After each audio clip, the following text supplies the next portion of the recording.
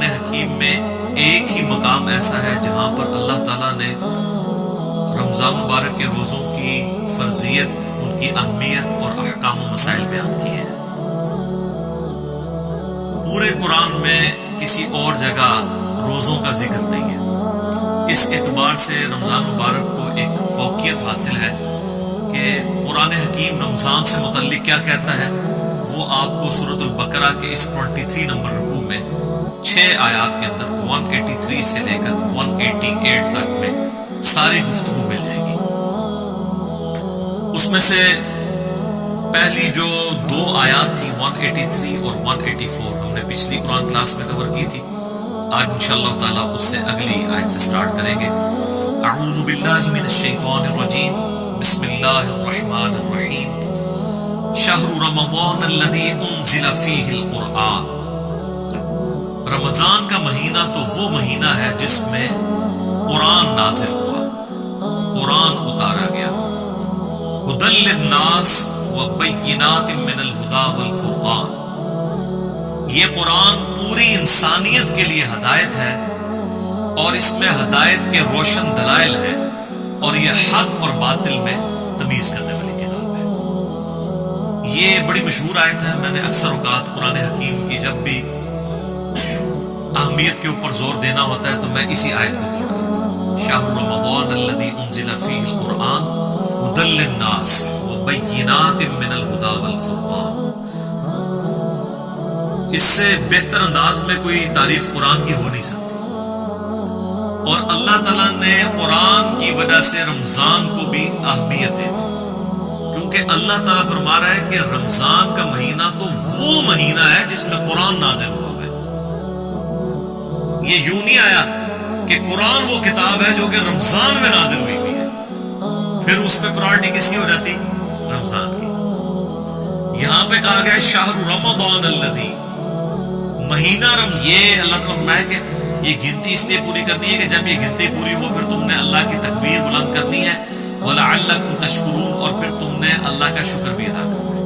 اور آپ دیکھ لیں جیسے یہ رمضان کی گنتی پوری ہوتی ہے نا تو عید والے دن ہم یہ دونوں کام کرتے ہیں، اللہ اکبر لا الہ الا اللہ اکبر وللہ الحمد، اللہ کی تکبیر بھی اور حمد بھی، اللہ اکبر کبیرا والحمد للہ کثیرا وسبحان اللہ بکرۃ واصیلا۔ یہ ساری وہ چیزیں تسبیحات جو مصنف ابن ابی شیبہ میں سنن کبریٰ بیہقی کے اندر صحابہ کرام سے رپورٹ ہوئی ہے کہ آپ نے ان الفاظ کے ساتھ اللہ تعالیٰ کی تکبیر بلند کرنی ہے اور اس کا شکر ادا کرنا ہے۔ اب جی بڑی اہم آیت آ رہی ہے، اس آیت کے اوپر گھنٹوں گفتگو ہو سکتی ہے۔ سورۃ البقرہ کی آیت نمبر 186، وَإِذَا سَأَلَكَ عِبَادِي عَنِّي فَإِنِّي قَرِيبٌ، اور محبوب صلی اللہ علیہ وآلہ وسلم جب میرے بندے آپ سے پوچھیں میرے بارے میں تو آپ فرمائیں کہ میں تمہارے بالکل قریب ہوں۔ اللہ تعالیٰ ہر شخص کے قریب، نحن اقرب الیہ من حبل الورید، اللہ تمہاری رگے جان سے بھی زیادہ تمہارے قریب ہے۔ اجیب الدعوۃ الداعی اذا دعان، میں ہر پکارنے والے کی پکار کو سنتا ہوں جب بھی مجھے پکارتا۔ فَلْيَسْتَجِيبُوا لِي، لیکن شرط یہ ہے کہ تم لوگ بھی میرے حکم پر لبیک کہو، میرا کہنا مانو۔ وَلْيُؤْمِنُوا بِي لَعَلَّهُمْ يَرْشُدُونَ، اور ایمان لاؤ تم لوگ بھی جس طرح کے ایمان لانے کا حق ہے تاکہ تم ہدایت پا سکو۔ یہ جی آیت انسانیت کا میگنا کارٹا ہے جو یورپ کے اندر 17ویں صدی عیسوی کے اندر ایک قانون پاس ہوا تھا کہ ہر انسان کا یہ رائٹ ہے کہ وہ اپنے حکمران سے جا کے سوال کر سکتا ہے، اس کا دروازہ کھٹکھٹا سکتا ہے اپنے رائٹ پر۔ یہ آیت پوری انسانیت کے لیے میگنا کارٹا ہے کہ ہر شخص اللہ تعالیٰ کو پکار سکتا ہے، بیچ میں کسی کو کوئی ڈالنے کی ضرورت نہیں ہے۔ اب اس سے زیادہ اور کن الفاظ میں سمجھایا جائے کہ جب میرے بندے آپ سے میرے بارے میں پوچھیں تو آپ فرمائیں میں تمہارے بالکل قریب ہوں، ہر پکارنے والے کی پکار کو سنتا ہوں۔ اب یہاں تو یہ ہونا چاہیے تھا کہ میں تم سے بہت دور ہوں، ایک سیڑھی لگاؤ میرے تک پہنچو، بچ کوئی پاؤش ہے کہنا نا بچ کوئی کہتے چھت تک پہنچنے کے لیے سیڑھی چاہیے ہوتی ہے تو آپ سیڑھی کے بغیر چھت تک نہیں پہنچ سکتے. اس طرح کی مثالیں اللہ کے بارے میں بیان کرنا یہ تو حرام ہے, بعض اوقات کفر ہو جاتا ہے. قرآن میں آپ دیکھیں جگہ جگہ جہاں پر کافروں پر رد کیا گیا تو بار بار یہ کہا گیا ہے کہ اللہ کے بارے میں ایسی بات نہ کرو جو علم کے اوپر مبنی نہیں ہے. تو بغیر علم کے اللہ کے بارے میں یہ بات کر رہے ہو. 2 دفعہ تو ایک ہی آیت آئی ہے سورہ نساء میں المائدہ میں, یا اہل الکتاب لا تغلوا فی دینکم ولا تقولوا علی اللہ الا الحق, اے اہل کتاب اپنے دین میں غلوف نہ کرو, افراط و تفرید کا ایگزیجریشن کا شکار نہ ہو, اور دیکھو اللہ کے بارے میں کوئی بات نہ کرو مگر وہ جو حق پر جس کو وہی سپورٹ کرے گی. اور پھر آپ سورہ حج کے اندر سورۃ المومنون میں دیکھیں جہاں کہیں بھی اللہ تعالیٰ کافروں کی بدعقیدگی کا ذکر کرتا ہے تو یہی کہتا ہے کہ یہ لوگ بغیر علم کے اللہ کے اوپر ایسی چیزیں ڈال دیتے ہیں یا اللہ پر ایسی باتیں کر رہے ہیں جس کے بارے میں ان کو علم بھی نہیں ہے کہ اللہ کی شان نشان ہی نہیں ہے. علم کی بنیاد پہ اللہ کے ساتھ کوئی بات کرنی ہے تو یہ کہنا کہ سیڑھی جس طرح چھت پہ جانے کے لیے ضروری ہے اس طریقے سے اللہ تک پہنچنے کے لیے بیچ میں کوئی واسطہ ڈالنا ضروری ہے. اگر آپ اس واسطے سے مراد پیغمبر کو لے رہے ہیں تو وہ پیغمبر سیڑھی نہیں ہے بلکہ پیغمبر آپ کو اللہ کی شناخت کرواتے ہیں. وہ بتاتے ہیں کہ اللہ تعالیٰ کن چیزوں سے راضی ہوتا ہے کن چیزوں سے ناراض ہوتا ہے. وہ یہ نہیں کہتے کہ آپ ہمیں پوجنا شروع کر دو, وہ کہتے ہیں ہم جو تمہیں سکھا رہے ہیں نا اس طریقے سے اللہ کی طرف رجوع لاؤ. اور وہ ہمیشہ یہ کہتے ہیں کہ ہم یہ جو تمہیں سکھا رہے ہیں یہ ہم خود تو سکھا ہی نہیں رہے, ہمیں اللہ نے سکھایا. تو پیغمبر تو پھر اللہ کے احکامات کو سمجھانے کے لیے دنیا میں آتے ہیں. وہ سیڑھی نہیں ہوتے اس اعتبار سے, وسیلہ ہوتے ہیں تو اس اعتبار سے کہ اللہ کے احکامات ہم تک پہنچاتے ہیں, اس اعتبار سے نہیں کہ ان کی عبادت کرنی شروع کر دیجیے جیسا کہ کرسچنز نے عیسیٰ علیہ السلام کے بارے میں کرنا شروع کر دیا. تو جب کوئی شخص رمضان میں عبادت کرتا ہے پورا دن بھوکا پیاسا رہتا ہے اور رات کو کھڑا ہو جاتا ہے قرآن سننے کے لیے, کتنی تکلیف اٹھاتا ہے. دن کو اپنی بھوک اور پیاس کو برداشت کرنا, پیٹ کی قربانی دینا, اور رات کو نیند کی قربانی دینا, دونوں قربانیاں. تو انسان کے دماغ میں ایک بات تو آتی ہے نا کہ میں جس کے لیے قربانیاں کر رہا ہوں کیا اس کو بھی پتا ہے کہ میں اس کے لیے کیا کچھ کر رہا ہوں. جب انسان کو یہ پتا ہونا کہ میں جس کے لیے کر رہا ہوں وہ مجھے دیکھ رہا ہے پھر تکلیف جھیلنی آسان ہوتی ہے. یہ ایک نیچرل چیز ہے. آپ اپنے دنیاوی کسی دوست کے لیے کوئی تکلیف اٹھا رہے ہو نا اور آپ کو یہ پتا چل جائے کہ میرے اس دوست کو پتا چل گیا کہ میں اس کے لیے اس مصیبت سے گزرا ہوں تو آپ کے لیے وہ تکلیف جھیلنی آسان ہوتی ہے. کیوں؟ انسان کو اندر سے خوشی ہوتی ہے. صحابہ کرام بھی نبی علیہ السلام سے سوال کرتے تھے لیکن اس میں وَإِذَا سَأَلَكَ عِبَادِي, اے نبی میرے بندے آپ سے پوچھتے ہیں میرے بارے.